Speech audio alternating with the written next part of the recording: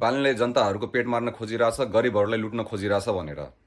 तर यो भन्सारवाला जुन 100 रुपियाँभन्दा माथिको सामानमा भन्सार लाग्छ भनेर यो नियम नि 2080 मै ज्येष्ठमै लागेको हो।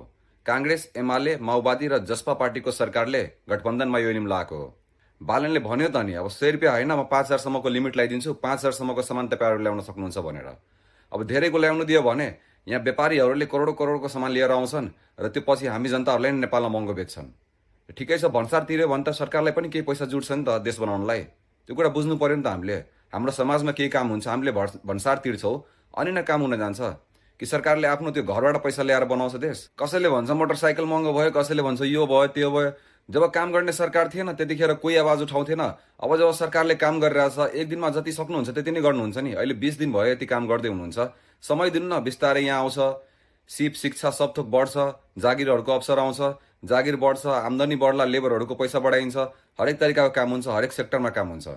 वेट गर्नु पर्यो नि। 20 दिन भएको छैन, कम्प्लेन ठोकेछ होइन, यो भएन, यो महँगो भयो, त्यो सस्तो भयो, यस्तो भयो उस्तो भयो। सबर राख्नु अलि के, बुझ्नुभयो? र सरकारलाई समर्थन गर्न सिक्नु, यो विरोध गर्न होइन।